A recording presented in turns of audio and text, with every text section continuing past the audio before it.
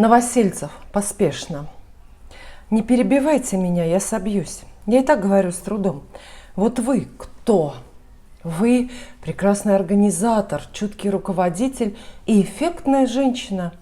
А кто я? Рядовой сотрудник с заурядной внешностью и рядовым жалованием.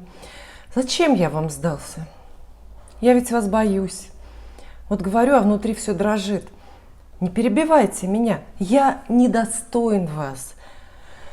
Я не могу украсить вашу жизнь. Калугина, я так тронута вашим признанием, я так хочу вам поверить, но я не могу. Мне страшновато. Какой же вы рядовой? Вы такой симпатичный, а я? Зачем я вам? Не перебивайте меня. Я вас внимательно слушала и ни разу не перебила. Я с головой в работе. У меня жизнь устоялась, сложилась. Я боюсь перемен. Я старый холостяк. Я привыкла командовать. И еще я вспыльчивая. Я могу испортить жизнь любому. С вами рубрика «Вопросы и ответы». И снова я поднимаю горяченькие темы про личные романтические отношения. Снова отвечаю на ваши вопросы, кому-то гадаю на картах. И если вы не поняли еще из пролога, тема программы сегодня – люди, которых вы недостойны. Что вы почувствовали на этой фразе, вот на этом словосочетании? Люди, которых вы недостойны. О ком пойдет речь, как вы думаете? Правильно, о ваших идеальных вторых половинках. Именно их я здесь и имею в виду. Тема «Люди, которых вы недостойны» навеяна комментарием зрительницы Марианна. Вот что написала. И у меня к вашим картам вопрос. Как перестать вспоминать и простить бывшего за перечень? Убитое с ним время, психическое здоровье и нереализованные ожидания. Да, поясняет Марианна, это не была любовь, а созависимые эмоционально отношения с манипулятором. После расставания по его желанию он спустя время держал на крючке, хотел общаться, как ни в чем не бывало, и даже при наличии новой пассии. Ну, вот такие вот герои, которые как ни в чем не бывало, любят общаться, наделав разных неприятных дел. Это прямо вот отдельная тема. А для нас ценный комментарий Марианны вот именно в этом списке, в этом перечне. Как перестать вспоминать и как простить за убитое время, психическое здоровье, нереализованные ожидания. Наверняка, если у вас есть какие-то несостоявшиеся драматические любовные истории, то есть такой печальный, негативный любовный опыт, вы тоже самое хотите вернуть. Вы тоже сожалеете о том же самом, о времени, о здоровье психическом, а то и физическом, то что это всегда очень близко, да, про психосоматику мы все знаем. Начинаешь вроде переживать, а потом что-то с позвоночником происходит. Вот. И, конечно же, масса ожиданий нереализованных. И у меня для всех универсальная формула здесь. Для тех, кто в отношениях сейчас, для тех, кто анализирует, пытается разобрать прошлую любовную историю, для тех, кто строит планы на будущее и хочет, чтобы все было, как Меладзе-то пел, без суеты, да, чтобы все было правильно, без суеты. Универсальный совет, он идеальный. Вообще тема, знаете, сложная программа. И совет мой простой для меня, но я думаю, он настолько очевидный и оригинальный вместе. Я уверена, что очень многие меня поймут неправильно, я к этому готова.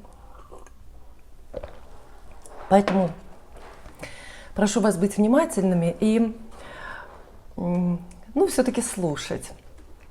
Так вот, идеальный совет, чтобы даже если история закончится, даже если она не получится, даже если вы расстанетесь, чтобы вот про это все не сожалеть, время, здоровье, ожидания, да, выбирайте человека, которого вы недостойны, которому вы, вот как Новосельцев или как Калугина будете говорить, вы или ты вон кто, а я что, ну я тебя недостойна. И наоборот. Естественно, вот эти признания «я тебя недостойна», «я тебя недостойна» должны быть абсолютно обоюдными, равными, встречными, одинаковыми по силе. То есть идеальная пара – это два человека, каждый из которых считает себя абсолютно недостойным партнера. Абсолютно. Каждый из которых смотрит на другого с нескрываемым восхищением и видит в другом абсолютный идеал. Знаете, вот отношения должны быть такими, чтобы вы каждый раз не верили, понимаете? Вот видите телефон, вот у вас звонок идет от вашего любимого человека, звонок, а вы смотрите, понимаете, что это он? И у вас знаете, какая мысль должна быть? Вот я уверена, что у вас ее нету, а должна быть такая мысль: ой, неужели правда? Вот такой человек, вот такой совершенный, такой умный, такой, лучше меня на порядок, и мне звонит, и вы в это не верите. То есть вам кажется это просто каким-то сумасшедшим, невозможным счастьем. Вот какая должна быть реакция на свидание, на внимание, на любой разговор, на признание в любви, на предложение о браке. Может быть, вы уже в браке 20 лет. Знаете, это какая-то идеальная картинка, хотя почему идеальная? В любовной лирике полно вот описаний того, что я сегодня пытаюсь донести. Я вспомню обязательно. Потому что у Шекспира много. Просто нужно вспомнить дословную цитату. Так вот, идеальная картинка. Представьте, что вы с любимым человеком проживаете долгую счастливую жизнь, и вот через 20 лет брака вы просыпаетесь уже и смотрите на него спящего рядом, и продолжаете не верить, что такой идеальный человек, такое космическое существо лучше вас в 100 раз с вами. И вы продолжаете думать, что уж его-то вы точно недостойны. Опять же повторюсь, он то же самое должен думать про вас. Вот абсолютно то же самое. Тут вопрос, кто раньше проснется, да? Вот. И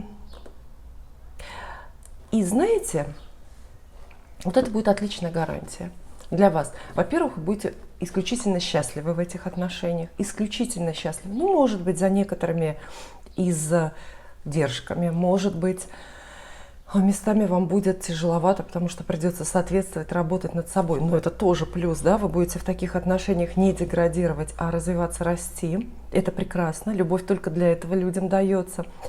И если вы расстанетесь, то вы будете думать все равно, у вас не будет сожалений, понимаете, горьких. Вы будете думать, что ага, мы расстались, но это он, вот этот вот второй человек, мой избранник, он потратил как-то на меня время. Конечно, такое возведение партнера на пьедестал легко дается только людям с очень четкими, здоровыми личными границами и люди, которые могут адекватно анализировать происходящее. И поверьте, вот такая позиция, в которой вы идеализируете вашего избранника, вашу значимость в отношениях нисколько не умаляет, а даже наоборот ее наращивает. Опять же, это работает при условии, что партнер такой же с границами и такой же адекватный. Почему это важно? Встречаться только с идеальным для себя человеком. Не снисходить. Понятно, что здесь есть альтернативный вариант, то есть обратная ситуация, когда вы снизошли, когда вы идете на свидание или соглашаетесь даже на брак и как бы делаете одолжение этому человеку. Это абсолютный провал, поверьте. Вот просто полнейший провал. Вы не будете счастливы, он не будет счастлив, у вас ничего не получится. И после таких отношений вот самый кошмарный, самый неприятный осадок и остается. Почему нужно, чтобы ваш партнер, естественно, вам, а кому же еще, казался идеальным? И чтобы вы ощущали себя недостойной его, а только для того, чтобы вы не пытались его исправить, потому что в противном случае, если этот человек не идеальный для вас, вы обязательно будете давить, пытаться его поменять, будете им манипулировать, но в этом ведь толку нету абсолютно. В этом нет толку, потому что не поддастся, потому что не получится. А самое главное, что он сбежит, понимаете, да? То есть вот что получается, вот что обидно. Многие женщины это уже переживали. И это кошмарная ситуация, когда вы снисходите до кого-то, да, до какого-то мужчины, он до вас не дотягивает. Вы так считаете, или это объективно более-менее, он до вас не дотягивает. Но вы делаете как бы одолжение, усиленно. Ну, так и быть, я уважу твой интерес, я там побуду с тобой или что-то еще. И вы ему как бы это одалживаете, да, вот это вот время, свое внимание. А он вас бросает и очень быстро исчезает, выбирает себе другую. Вы разводите руками, вы не понимаете, как так произошло. Как? Я с трона слезла, чтобы побыть с ним, а он убежал. А все очень просто. Потому что вы не видели в нем идеал, вы не давали ему свободу действий, вы не признавали абсолютную его значимость в этих отношениях, ну и просто общечеловеческую, да, значимость. Вот и все. Вы пытались его исправлять, улучшать, подтягивать до своего уровня, и это в лучшем случае. А вы знаете, что в худшем случае, может быть, вы его даже подавляли и делали хуже рядом с собой, чтобы на его фоне еще сильнее возвыситься, чтобы вот эту пропасть для себя, пропасть, которая вас разделяет, сделать еще больше. Ну, тут уже вопросы, конечно, к вашей самооценке и вообще в целом к психическому, если не здоровью, то статусу. И вот и все, он сбегает. Никто не хочет быть в отношениях, где его не считают идеальным. Естественно, вы пытаетесь конфликтовать, когда с неидеальным партнером находитесь. Ну, невозможно не конфликтовать, да? Вот. И вы в таком случае уподобляетесь дрессировщику. Знаете, дрессировщик в цирке. Вы из этой позиции общаетесь с партнером. Вы ему диктуете определенную линию поведения и имеете кнут и пряник, за что-то поощряете, за что-то наказываете. В отношениях вот такая торговля, наказание, поощрение очень активно используется. Это всегда очень плохо, тоже в никуда абсолютно ведет. То есть если вот он хорошо с вашей точки зрения сегодня себя ведет, он похож сегодня на идеал, вы ему пряник, например, какое-то внимание, на свидание согласились, или там, если в браке, ну не знаю, на рыбалку отпустили. Вот. На завтра он плохо себя ведет, вы с ними разговариваете, то есть уже кнут используете. Естественно, от этого все сбегают. Поэтому у вас не получится такого человека, если он не идеальный для вас, если вы до него снисходите. У вас просто не получится такого человека любить. И в отношениях вы создадите ад абсолютно для себя и для него тоже. Каким образом?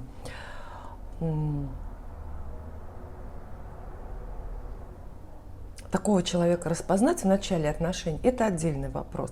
Я думаю, что я имею в виду человека, для которого вы не будете идеальны, который будет вас стремиться переделывать. Вот как раз вернемся к теме нашей прошлой программы. Я говорила, слушайте всегда, что ваш мужчина говорит про свою бывшую. Если он плохо отзывается о своей бывшей, если у них остались явно нерешенные какие-то проблемы, если он не может ее видеть, очень болезненно вспоминает или даже не вспоминает вовсе, скрывает. Вот. Скорее всего, он будет чувствовать агрессию, раздражительность, обиду и злость к вам. Тоже будет стараться вас также чему-то поучить, переделать, будет постоянно транслировать абсолютно, знаете, собственные ожидания, будет на вас проецировать собственные ожидания, будет все время вам мягко или в грубой форме подсказывать, что вам делать, как себя вести, какой вам быть. Вот. То есть он будет действовать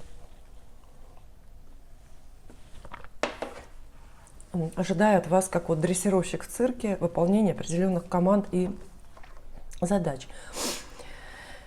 И самое смешное и обидное, что вот такие люди, навязывая свою волю и абсолютно игнорируя вас как реальный персонаж, подгоняя вас под образ в своей голове, эти люди всегда утверждают, а может быть и думают о правде, что они вас любят. Они говорят: я же тебя люблю. Вот слышали вы такого от мужчины или от себя? Наверняка вы такое мужу говорите часто. Ну не обижайся. Я каждый день рассказываю тебе, как себя вести, но это только потому, что я тебя люблю и хочу сделать тебя лучше. Понимаете, да? Вот это как раз пример таких вот обреченных отношений. Сделаем вывод на тему люди, которые вас недостойны. В отношениях можно и нужно только лишь принимать абсолютно, без всяких издержек, без исключений волю другого человека, и видеть его только настоящий образ, а не пытаться подгонять его под образ в своей голове. А противостоять такому соблазну совершенно невозможно, если рядом с вами человек, который изначально не кажется вам идеальным и лучше вас. Поэтому вот такой вот вывод сделаем.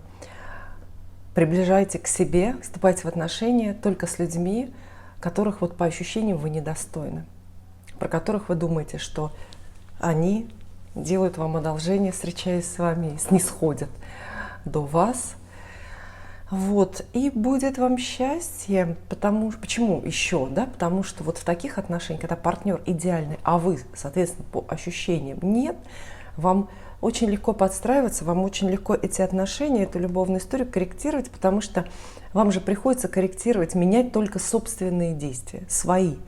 Менять себя, а это, ну, знаете, намного проще. Не проще, но это единственное реальный вариант. Менять других нереально, исключено, не дано нам. Это вне зоны контроля нашего. А менять себя, по крайней мере, возможно. Вот, и отношения будут такие, вот у вас получится интересно. Поэтому для Марианны в этом случае я что хочу сказать, вообще не на вопрос Марианны, конечно, я ответила на что-то свое, да, на заданную тему. А у Марианны такой вопрос: как перестать вспоминать, как и простить. Но вы знаете, вот на эту тему очень много в интернете специальных техник психологических. Как что-то забыть, как кого-то простить. Посмотрите, они все эффективны, какие-то проще, какие-то сложнее. Вот и все. Ну, можно вот так вот, да, самолечением заняться, можно к психологу походить. И если грамотный психолог, то буквально с 2 раз все сотрет там ластиком из вашей головы. А я сегодня только рассказала Марианне и всем с похожими историями, рассказала, почему вот такую историю, в которой вы сожалеете о потерянном времени, обязательно надо выбрасывать из головы, потому что она не нужна, она не нужна, она случайна в вашей жизни, ни к чему она не могла привести, как мы видим, не привела, и это абсолютный шлак, балласт в вашей голове. Ну вот психологи, современные достижения психологии вам в помощь. И у Марианны есть продолжение. Вопросы для обсуждения. Тоже давайте их коснемся, пожалуйста. Потому что это довольно они смежные вопросы с темой, соприкасаются с темой программы. Меняют ли люди свою модель поведения, вступая в новые отношения? Вот как я считаю, да? Я не думаю, что меняют. Вернее, меняют, но в очень узком диапазоне, в очень-очень узком пространстве. Вот прям вот чуть-чуть. Плюс-минус, плюс-минус. А в целом же нет. Поведенческие модели сохраняются, формируются они, как известно, очень рано. В принципе, полностью человек, его характер и, соответственно, судьба складывается в возрасте до 6 лет у каждого. Потом меняется характер и меняются, опять же, поведенческие паттерны. Но к сожалению, они меняются только под давлением очень серьезных жизненных обстоятельств. Знаете, таких прямо вот, ну, драматических, трагических иногда. То есть нужно что-то, чтобы сильно поменяться и стать другим человеком, нужно очень сильное воздействие, влияние извне. Это, знаете, как чтобы планета Земля поменялась, чтобы, например, полностью поменялась флора и фауна, вымерли динозавры и папоротники, и появились люди, млекопитающие, дельфины, и так, не знаю, дельфины были тогда, вы поняли, да? То на Землю должен был упасть метеорит, да, и полностью убить просто планету. Вот точно так же с человеком происходит. Естественным путем человек меняется, психика человека, его поведение меняется незначительно, совсем по чуть-чуть и очень-очень медленно. Если упадет метеорит, да, есть шанс, что человек станет другим. Иногда метеориты падают. Никто этому не рад. Да. Вот, поэтому нет, я все-таки думаю, что всерьез говорить о том, что кто-то поменяет модель поведения в новых отношениях, я думаю, не стоит об этом всерьез говорить. Если попадется, вспоминаю, знаете, некоторые случаи из своей практики, иногда бывает, что попадается какой-то вот совсем другой партнер. Просто совсем другой партнер попадается, как это происходит, там, не знаю. И тогда, да, наш субъект ведет себя иначе. Ну, там разница должна быть какая-то очень большая, знаете, такая вот колоссальная. С чем бы сравнить? Ну, например, если это как если бы принц имел отношения вот сначала с Золушкой, да, а потом вот они расстались. Представим. А потом он на следующем балу встретил другую Золушку, ну, тоже какую-то похожую, симпатичную, веселую девушку. И вот с ней он, конечно, будет вести себя абсолютно так же, как с нашей первой Золушкой, да? Но предположим, что после Золушки принц связался с феей. Чувствуете разрыв, да? Абсолютный, какой-то колоссальный. И вот с феей себя принц будет вести по-другому, конечно.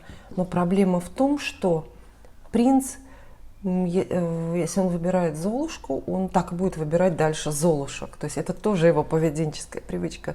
Он вряд ли выберет фею. Ну, разве что фея выберет его, заколдует. Следующий вопрос.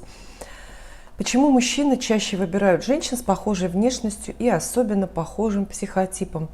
Опять же, это отсылка к шестилетнему я, к шестилетнему человеку, любому.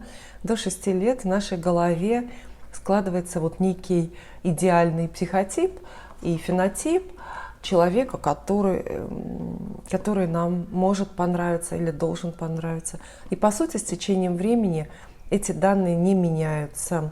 Они немножко обрастают деталями, подробностями. Да? Если там до 6 лет у мужчины в основном запечатляется как положительный образ матери или какой-то другой близкой родственницы, которая его выращивала, много времени проводил, то, ну что там дальше, позже, может еще добавиться сюда, присовокупиться какой-то образ доброй первой учительницы или одноклассницы, которая там его пирожком в 3 классе угостила. Вот и все. А к пубертатному возрасту этот образ, эта матрица в любой мужской голове, сейчас даже про женский, вы же про мужчин спрашиваете, я поэтому про мужчин говорю. В любой мужской голове к подростковому возрасту полностью сформированный тип девушки, полностью матрица, от формы носа до формы ногтей, от тембра голоса до параметров роста, объема груди и так далее, понимаете? А вам остается только, вдруг случайно, знаете, соответствовать этому образу. Вот и все. Кто-то соответствует, он подходит, знакомится, женится, ну там уж дальше по-разному это бывает. Поэтому и выбирают. То есть, строго говоря, можем мы сказать, что они и не выбирают, как бы, да? То есть выбирают женщин с похожей внешностью и особенно похожим психотипом. даже и не выбирают, понимаете, выбирают за них вот их подсознание, вот это глубокое внутреннее я, которое они сами абсолютно не осознают. То есть, может быть, он листает журналы, знаете, с какими-то вот идеальными моделями, да? Ну, листает, потому что все листают. А влюбляется потом в девушку абсолютно не похожую на этих моделей. И сам не понимает, что я в ней ношу, почему я как привязана, почему я голову потерял от, ну, совершенно девушки, скажем, далекой от какого-то современного идеала. А вот все потому, что вот сидит в голове, знаете, как слайд, подсознание слайды крутит нам. И эти слайды выбирают за нас, что нам нравится, что не нравится. Это же касается не только людей любимых, это касается одежды, цветов, домов, котов. Да, тоже, я думаю, так. Далее у меня карта Таро оппозиции. Я буду отвечать на ваши вопросы. Кому-то погадаю на картах. Комментарии, вопросы здесь сортирует YouTube по популярности, поэтому это не я здесь выбираю. Опять же, я тоже не выбираю. Выбирает YouTube все время за нас. Я просто думаю, все ли я вам рассказала вот на эту тему, люди, которых мы недостойны. Да? Я вас просто прошу. Мне кажется, тема очень, знаете, такая, она очень проницательна, она очень содержательная, она очень большая. Об этом можно говорить бесконечно. Бесконечно приводить примеры, как положительные, отрицательные, за и против. Вот я вас прошу сейчас, если у вас есть реальные отношения, да вот муж хотя бы ваш рядом сидит, да, на кухне или в соседней комнате, вот прям спросите себя, достойна ли я этого человека? Вот я достойна этого человека? Только серьезно спросите, представляя все его достоинства и недостатки, свои достоинства и недостатки. И вот если вы говорите нет, уверенно говорите нет, я такого героя, такого человека недостойна, то вы счастливая женщина. У вас удалась жизнь, у вас удался брак, и у вас все будет хорошо. А если вы говорите, фу, да это он меня недостоин, зачем вы с ним? Зачем вы с этим человеком? Уходите, бросайте, идите ищите другого, про которого скажете точно обратное, и будет вам счастье. Такие радикальные у меня сегодня советы.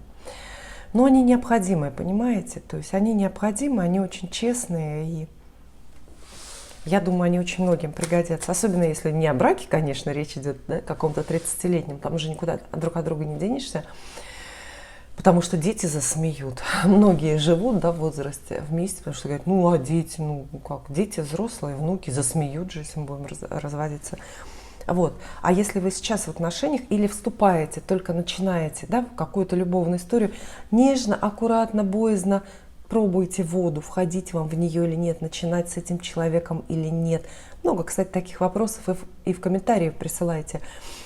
Пусть это будет первый критерий, пусть это будет первый и даже единственный вопрос, на который вы себе ответите. И дальше все будет понятно. А достойна ли я этого человека? Если говорите нет, недостойна, все, значит надо, значит ваш человек, значит стремитесь, старайтесь, оставайтесь с ним. И наоборот, если говорите да, то лучше не надо. Не начинайте, потому что я уже описала, что будет. Итак, Лео Лу спрашивает, с обоими бывшими общаюсь хорошо, может, мне повезло. Но в любом случае, если у них есть ко мне вопрос или у меня к ним, все проходит на доброй ноте. Прекрасно. Это уже браво вам, Лео Лу, что вы с бывшими хорошо общаетесь. Это говорит о развитости, понимаете, о развитости души, характера, о высоких нравственных планках, критериях у вас. И Лео Лу представляется. Ее зовут Аля, ей 30 лет, дева, асцендент в рыбах. Несколько лет не состою в отношениях, пишет Аля.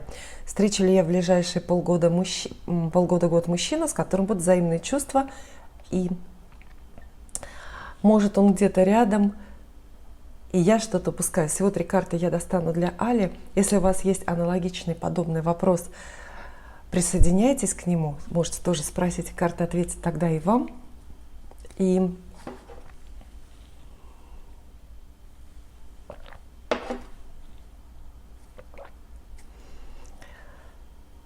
всего 3 карты должны, ну мы попробуем так сделать, ответить на оба вопроса.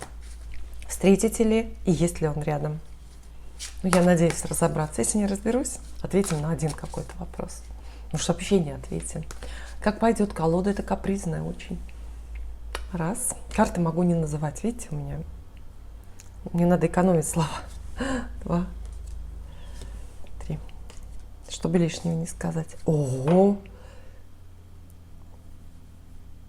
Очень крупные карты.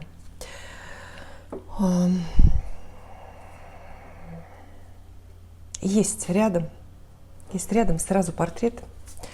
Запомните его вот таким, каким его здесь изобразил художник, король жезлов. Уже готовый портрет. Рядом человек. Король жезлов, тема продолжений. То есть это продолжение общения. Это не возвращение бывших, нет. Это продолжение общения с кем-то известным, но уже на новом уровне. Страстный, деятельный, возможно, огненной масти человек. Роман начнется ваш очень-очень скоро. Опять же, это не бывший, это не возвращение к бывшему. Роман для вас новый. От человека уже знаете. Максимально неожиданно. Да, скоро встретите, максимально неожиданно. Все случится по его инициативе. Буквально одним днем. Вот вчера еще ничего не было, ни человека, ни чувства, ни отношений. А завтра уже как бы сразу все. Будем надеяться, что ну вот в заявленное время, полгода-год, и этот мужчина уже решится, обнаружит вам свой интерес. Но не будем надеяться, а карты однозначно это утверждают. Вам осталось дождаться. Не проявляйте особую инициативу, не проявляйте особую готовность. Кстати, начало отношений как-то связано с дорогами, с перемещениями. Обращайте внимание на дороги, на поездки и прочие такие вот вещи.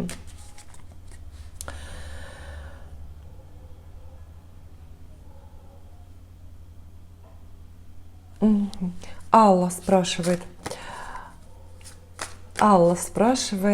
хотела бы задать вопрос картам, что ждет меня в личной жизни этим летом. Для Аллы те же самые карты Таро оппозиций. Этим летом, лето уже началось, на моем канале представлены различные гадания на любовь для пожилых, для женщин 45+. Есть гадания на июнь. Пожалуйста, смотрите. Итак, что ждет Аллу и вас, если вы присоединились к вопросу этим летом? Раз. 2. 3. Что-то ждет, карты крупные, 2 старших аркана. Но все-таки в центре разочарование или разочарованность, возможно, привычная. Портрета нет, поэтому мы не привязываемся к личности, которая именно вас разочарует.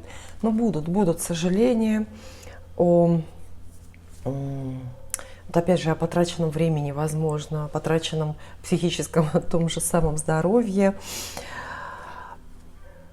Буквально карты говорят, что этим летом в личной жизни вас ждут разочарования, тайны. Ох, ужасно звучит, но нет. На самом деле вас ждет какая-то любовная история, очень перспективная. Причем это может быть история, которая длится, которую вы имеете сейчас уже. Может быть и новое знакомство, часть судьбы, часть вашего пути, отработка кармы, как хотите это назовите.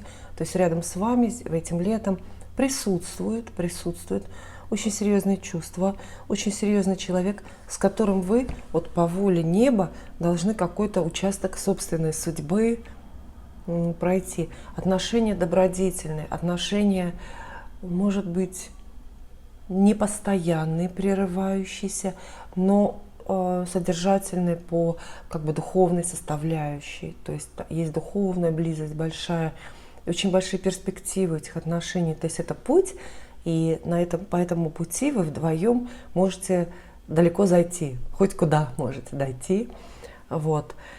Есть тайны, возможно, знаете, такие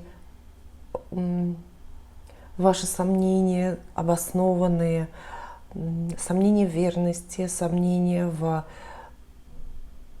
подозрения в изменах. Возможно, это отношения, да, такие затянутые, пунктирные, и отношения, которые приходится скрывать, которые по каким-то причинам, про которые по каким-то причинам вы не можете везде рассказывать. А может быть, эту связь с вами приходится скрывать вашему партнеру. Поэтому, видите, карты сообщают вам много тревожного. Вообще тревожное лето в личной жизни вас ждет, но много и хорошего. Лето не пустое. Обращайте внимание на собственные чувства, на чувства другого человека. Это все очень, понимаете, вот, я сказала, да, это очень содержательно. И это может привести к чему угодно, если на этом пути не остановиться и не свернуть куда-то в лишний переулок, знаете, как мы часто это делаем.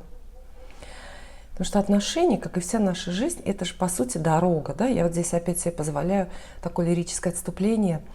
Отношения. Почему не все? Это какая-то древняя притча есть на эту тему, или это сказка от Хаджи Насреддина. Вот сказки Хаджи Насреддина в детстве ужасно любила, до дыр зачитала книжку, просто она у меня была такая настольная. Какая-то такая была сказка. Вот представьте, отношения, любовные истории – это дорога. Есть начальный пункт, точка А, где вы знакомитесь только, и между вами появляются чувства. И есть точка Б, где вы, она у каждого своя, но для многих это брак, допустим, дата вашей свадьбы, да, точка Б. Когда вы доходите до клятвы в вечной верности друг другу. И вот все из точки А, все пары отправляются по этой дороге, по одной и той же дороге, все пары, да? Но до точки Б доходят единицы. Почему? Вот казалось бы. А все потому, что, как и Хаджи Насреддин, по-моему, сравнивал так с дорогой из одного города в другой, да? Все выходят, но не все доходят, потому что кто-то остановился на дороге, да? Слишком надолго остановился, да и передумал, и вернулся назад. Кто-то пошел, но соблазнился поворотом и свернул на какую-то соседнюю дорогу, параллельную, да, там френд-зона оказалась, вот и так далее. Вот, видите, очень с глубоким философским смыслом карты отвечают Али на этот вопрос. То есть не получилось, знаете, по-бытовому просто вам сказать свидание, обещание, расставание. Нет, вот так запутано все. Следующий у нас вопрос будет.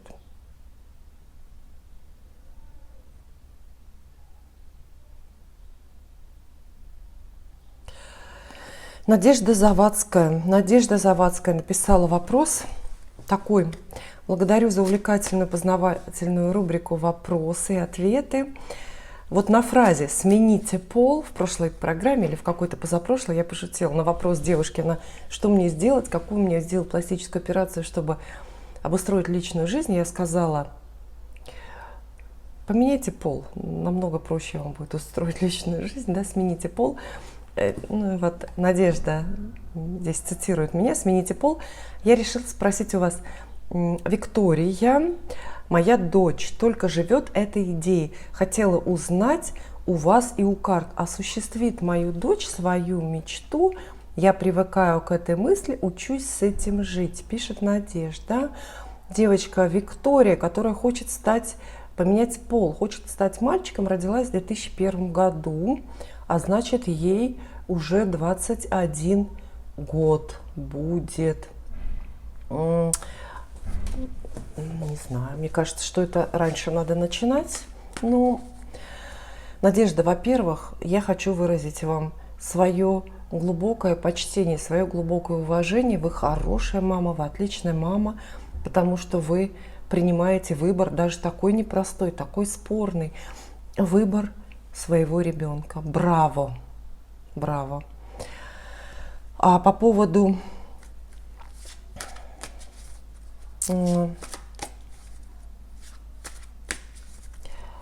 гадания и по поводу, да, вопрос у вас такой: осуществит ли ваша дочь Виктория свою мечту? Тут меня никто не спрашивает, да, но все равно вставлю.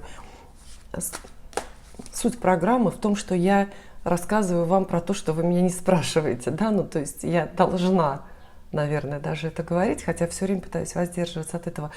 Надежде только чуть-чуть хочу сказать, хотя вы, если занимаетесь темой, вы давно все прочитали, да, все материалы, что это такое.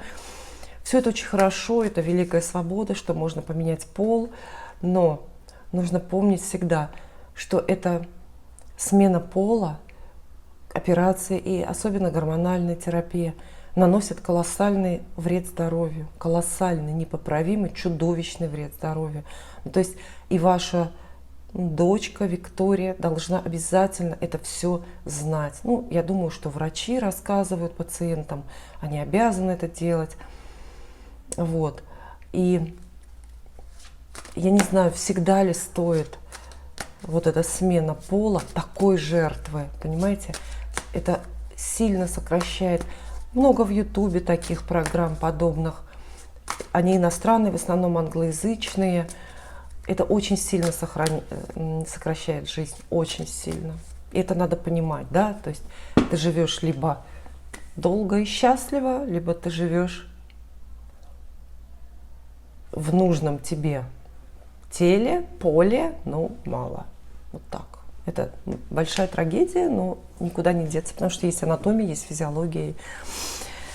Вот. Ребенок должен быть, конечно, в курсе этого всего. 3 карты для Виктории. Насколько близко осуществление мечты Виктории сменить пол?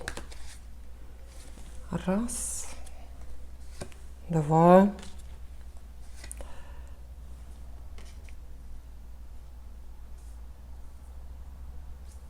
Очень интересно. 2 короля, 2 мужские карты выпадают здесь. Я думаю, что, во-первых, карты торопят. В центре король жезлов. Карта говорит, что заниматься этим нужно быстрее. То есть мало планировать и мечтать. Если уж делать это, то делать это сейчас. В целом, мечта Виктории действительно осуществится. Осуществится, безусловно. Здесь присутствуют так активно выпадают мужские энергии, то есть этого уже не избежать. И большие перемены в жизни, естественно, ее ждут в этой связи. Единственное, что я должна сказать, карты очень активные, то есть надо это делать теперь. Ну, это оправдано с любой точки зрения. Ну, ответ карт, безусловно, да.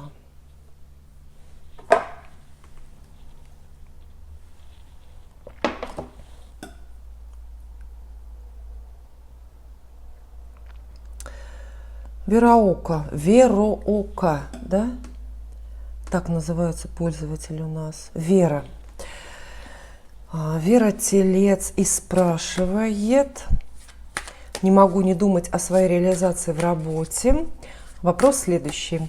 Назревают перемены, метания насчет работы. Оставаться мне на текущем месте или же методично начинать поиски более перспективного места. Думаю об этом дни и ночи напролет. Думаю, тоже очень многие заняты не любовью, а работой. Не нахожу себе места. Очень хочется кардинальных перемен, хорошей руководящей должности. Есть ли шанс получить ее на нынешней работе, или же нужно без опаски пускаться в новое плавание? Тоже 3 карты для Веры. Я задам вопрос здесь, чтобы нам было понятнее.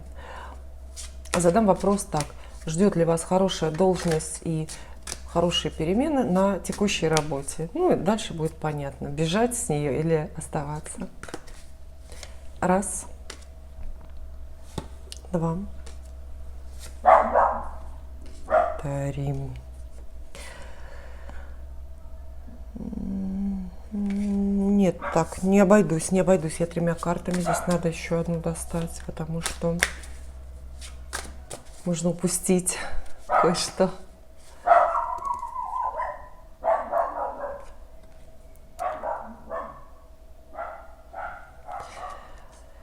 Да, на нынешней работе вера.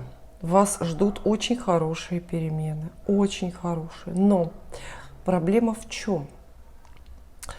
Они придут не то чтобы не скоро, тут это время очень относительно, да, мы для кого-то одно скоро, для кого-то другое, но эти перемены, это предложение о новой должности придет к вам после того, как вы успеете, ну, совсем в этой работе разочароваться, после того, когда вы успеете еще больше запутаться в ваших метаниях насчет работы. То есть, вот, знаете, вам надо пережить какой-то момент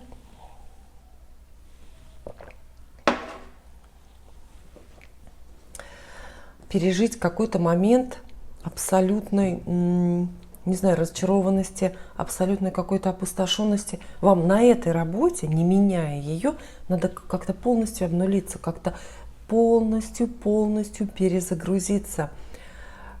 И это самое сложное. У вас будет предложение очень хорошее, такое четкое, внезапное, деловое, удовлетворит все ваши амбиции,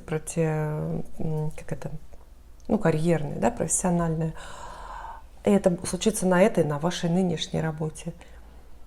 Но до этого надо вот именно дотянуть, протянуть свое эмоциональное состояние, не бухнуться еще глубже в бездну сомнений. Понимаете, да? То есть здесь какое-то испытание, да? Ну, собственно, судьба же любит нас награждать только после испытания. Сначала помучить, да, там, провести через какие-то темные, зыбкие, липкие лабиринты, а потом, выводят на свет. И вот очень эмоциональные карты такие, то есть переживания вас не оставят. Даже несмотря на мой оптимистический прогноз, может быть, вы мне не слишком поверите, вы же телец, да? Тельцы вообще мало кому верят, вот. Но вот так вот. Поэтому, да, оставаться на этой работе с учетом того, что какое-то время вам будет на ней, не то чтобы хуже, скучнее, ну так. Хотя это вопрос времени, там Луна выпадает, да, а Луна очень часто, особенно вот в личных раскладах, описывает месяц, период, лунный месяц, да, вот, возможно, что это недолго вам ждать этого предложения, вот месяц. Вот интересный вопрос, тоже нас делает отсылку к нашей любимой теме. Знаете, наша любимая тема, мы ее все время поднимаем, потому что вы ее поднимаете. Это отношения с бывшими, это всякие возвраты, возвращения. Новым зрителям расскажу про мою позицию на эту тему. Я абсолютно уверена, что дважды нельзя войти в одну воду. Я абсолютно уверена, что второй раз не надо ввязываться в любовную историю с тем, с кем вы прежде расстались. На эту тему, кстати, в своей сказке «Старуха Изергиль», помните такую, ее, по-моему, в школе проходит, Максим Горький в своей сказке «Старуха Изергиль» устами главной героини, вот этой самой старухи, говорит такую фразу, что-то такое: очень плохо встречаться с бывшими, с теми людьми, которых ты прежде любила. Это нехорошая встреча, как с покойником. Буквально Горький вот так написал. И я как бы Горькому очень верю. И мы с ним вообще совпадаем по жизненным взглядам. И это не только любовь к итальянским островам. Да. Ну вот Таня Бишоп пишет так. Когда-то, 10 лет назад, я познакомилась с американцем онлайн. Но тогда все закончилось перепиской. Я вышла замуж за англичанина, тоже неплохо, да? Брак мой распался, я вспомнила и написала американцу. Он так и не женился, мы теперь в переписке, планируем встретиться. Я знаю, вы не сторонница возвратов, но все же хочется верить, что все получится. Пожалуйста, спросите у карт, получится ли. Таня Стрелец, он Лев. Вот и все. Вот так вот. Ну что сказать. Опять же, несколько вопросов назревают. У вас, Таня, должны вопросы эти возникнуть. Почему он так и не женился? Не люби холостого. Народная мудрость так звучит, да? Не люби холостого. Ни на ком не женился и на тебе не женится. Ох, не женится. Ну как, 10 лет назад. Вот он кого-то искал. У вас с вами не получилось. За 10 лет он ни на ком не женился. Значит, он и не хотел жениться. Если бы хотел, то он давно бы женился. Да, бы развелся, пускай бы 10 раз. Но вопросики. Итак, получится ли у вас... Вопрос в том, что вы ведь вопрос-то не задаете. А что получится? Вот смотрите, здесь нет вопроса. Нет вопросительного знака. Планируем встретиться. Я знаю, вы не сторонница. Хочется верить, что все получится. Пожалуйста, спросите у карт, получится или нет. А что получится-то? Получится что? Конечная точка Б. Она для вас какая? Получится ли встретиться у вас наконец-то? Это один вопрос. Получится ли у вас повстречаться там 4 месяца, например, провести отпуск вместе? Это другой вопрос. Получится ли у вас, скажем, пожениться и общий дом построить? Это уже другой совершенно вопрос. То есть давайте так и спросим, что у вас получится.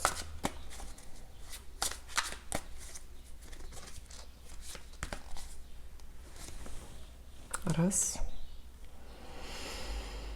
Два. Видите, карты с двух сторон прямые, перевернутые значения.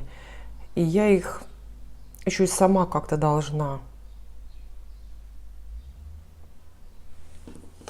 различать, где она прямая, где перевернутая. Вот. Думать приходится. Очень хорошие шансы у вас на брак. Официальный законный брак с этим человеком. Вот. История непростая, все в мечах. Мечи для вас масть не самая характерная, не подходящая, потому что вы огненные люди. Если были воздушные, это была бы все-таки другая история, да? Вот.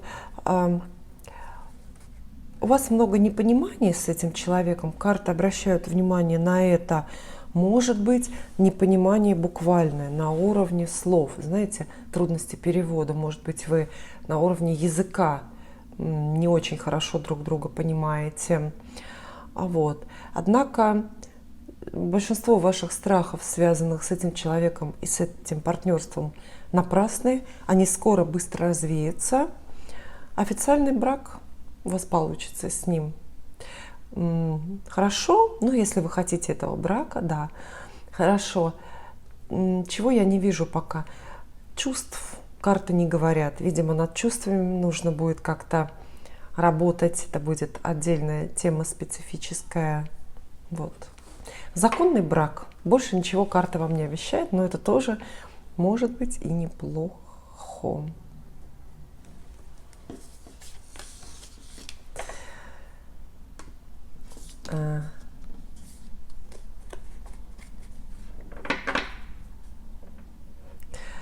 Кики спрашивает, получится ли поступить дочке в московский вуз на бюджетную основу. Мне кажется, сейчас очень у многих родителей подобные вопросы. Присоединяйтесь тоже, если у вас есть ребенок поступающий. Московский вуз на бюджетную основу, на инженера. Конкурс очень большой на инженеров. Это сейчас самый востребованный. Дочь Козерог с непростым характером. Профессия выбрана соответствующая. Несмотря на это, боюсь конкуренцию с мужским полом, поскольку считаю, что мужчины имеют более технический склад ума. Дочь с моим мнением не согласна. Но тут тоже, да, что значит мужчины имеют более технический склад ума? Мужчины и имеют, только они имеют технический склад ума, за редким исключением. потому что дом, в котором я живу, ваш дом, это все мужчины построили, понимаете? Не было бы мужчин, не было бы домов, не добывалась бы нефть, не было бы самолетов, не было бы автомобилей, у нас бы не работала канализация, не было бы этого компьютера, понимаете? Это все сделали мужчины. Так, на минуточку подумайте, если бы не было мужчин, если бы были только женщины, как-то воспроизводили себе подобных, то мы бы остались в пещерах, правда? Женщины не строят дома. Не видели, да, вот вы стройку, и там прям женский такой коллектив. И прораб такая тетка сисястая бегает и орет: девки, айда, быстрее, давай. Не видели вы такой стройки же, правда, да? Только мужчины. Вот. Поэтому, конечно, мужчины имеют технический склад ума. А если ваша девочка с этим не согласна, кстати, в этом тоже есть очень хорошее. Знаете, что хорошее? Это значит, что ей попадаются подходящие подруги. Это значит, что у нее есть подходящие подруги, которые тоже имеют технический склад ума, как у нее, понимаете?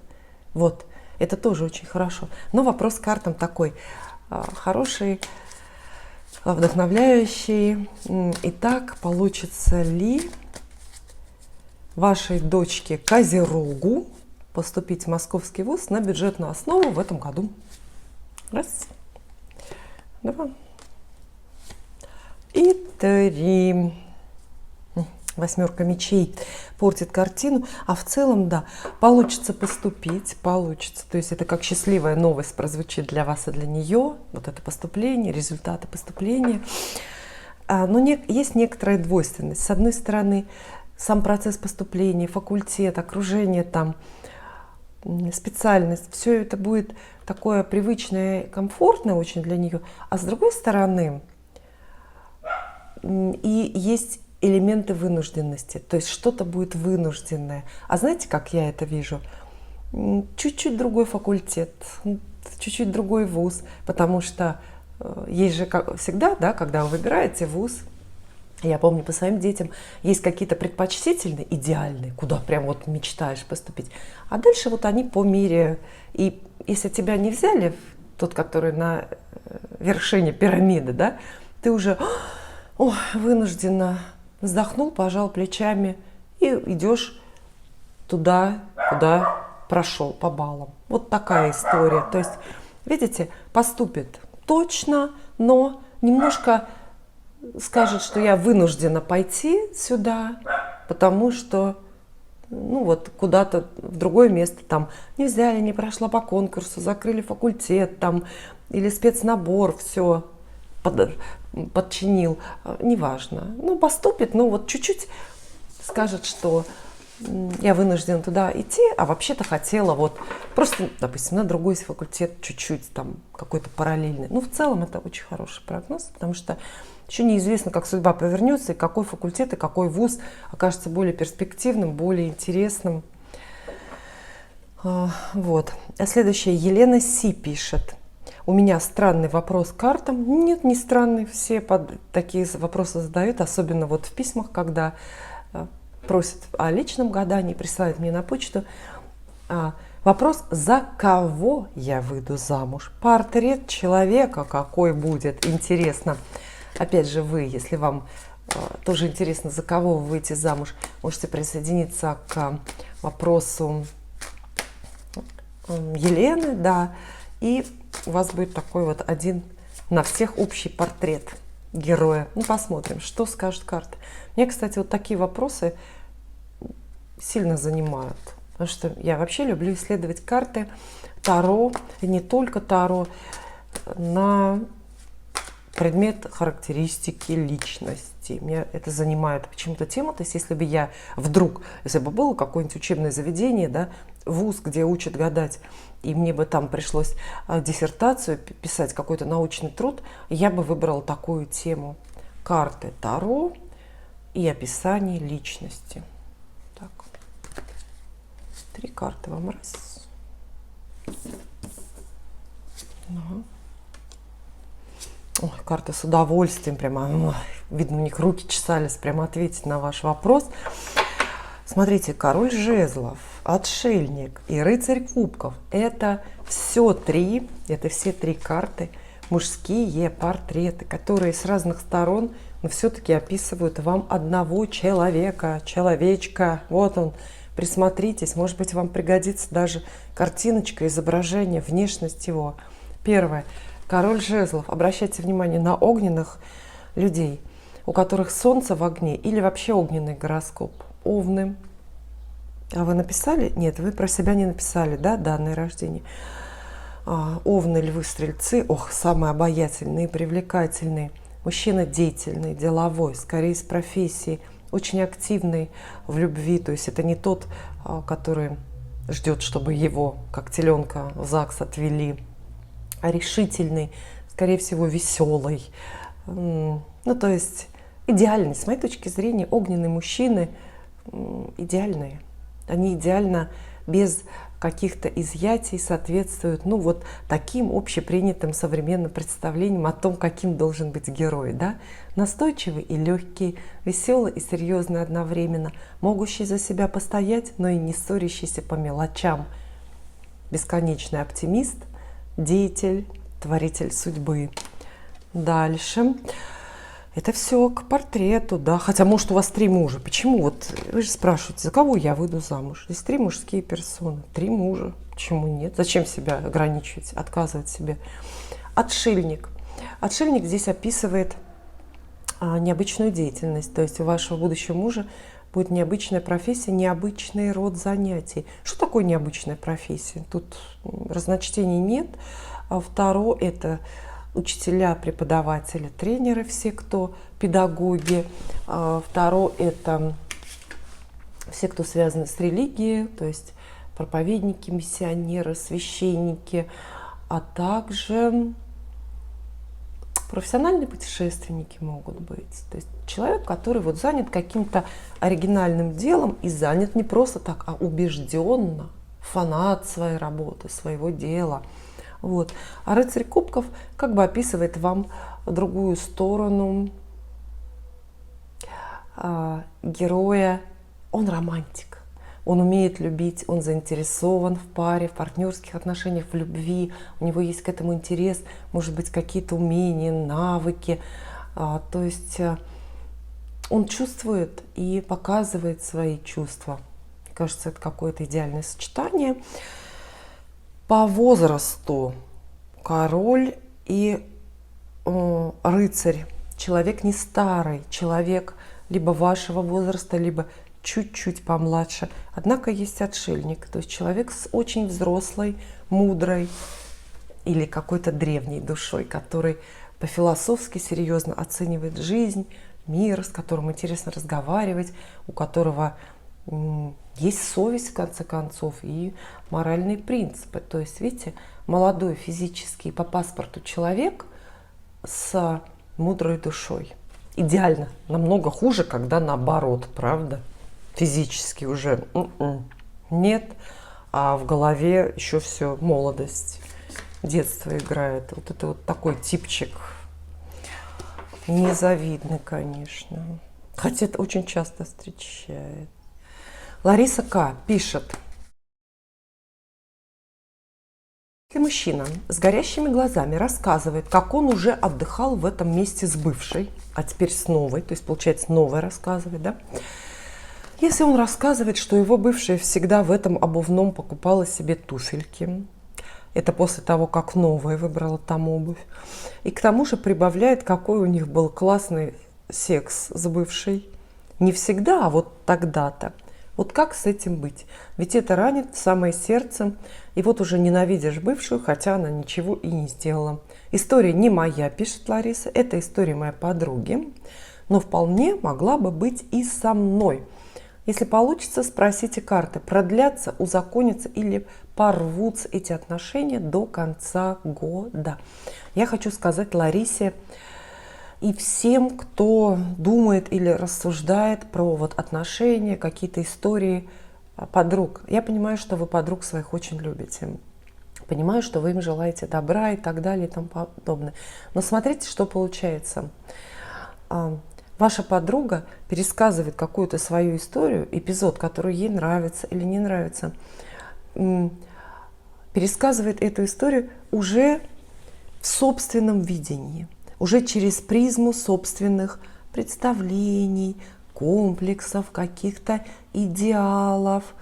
То есть вы вот эту историю про бывшую слышите уже сильно искаженной из уст своей подруги. Правда? Сильно искаженную. Я вас просто на 100% уверяю, что все не так там было. Кстати, забыли насчет «все не так там было», забыла я вам новость рассказать, хотя вы ее все слышали, но о том, что Джонни Депп-то победил. Ну, тогда в следующей программе обсудим, да? Вот. Потом дальше что происходит? Вы эту новость, да, вот о поведении ее парня-подруги, вы это все перерабатываете в своей голове, пропускаете опять через мясорубку, через призму собственных идеальных представлений, как должно быть или как не должно быть. Эта история еще раз искажается. Потом вы ее выкладываете нам в комментарии, уже в сильный, в 6-й раз в искаженном виде, понимаете, да? И к нам, к зрителям, ко мне, эта история как через передано, попадает как через глухой телефон. Вот. Поэтому здесь вот мы должны делать на это поправку, но здесь очень много, знаете, вы сами не рассчитывая на это, сами того не желая, такой задали абзац для целого психологического трактата. Я пока читала ваш комментарий, у меня прям книга на 8 печатных листов в голове сложилась. Здесь очень много этих запускающих механизмов для анализа психологического. Ну, может быть, сделаем, да? Хотим ответить на все-таки вопрос Ларисы. Отношения ее подруги вот с этим вот героем, который вспоминает бывшую, продлятся, узаконятся или порвутся. Ну, опять же, и вот то, что вы... Не могу успокоиться, да, Лариса написала: ведь это ранит в самое сердце. Лариса, это может вас ранить в самое сердце, но не обязательно ранит вашу подругу. Вспоминая, скажем, свою молодость, очень-очень давнюю, когда у меня были там какие-то отношения с кем-то, я скажу так, что меня никогда не ранили воспоминания о бывших. Никогда. Мне это было очень любопытно. Только любопытно. Вообще никогда не ранило. Да мне абсолютно чужда эта история. Так и вашей подруге просто может быть. А вам обидно, поэтому вы думаете, что ей обидно. Мы все разные, понимаете? Мы разные.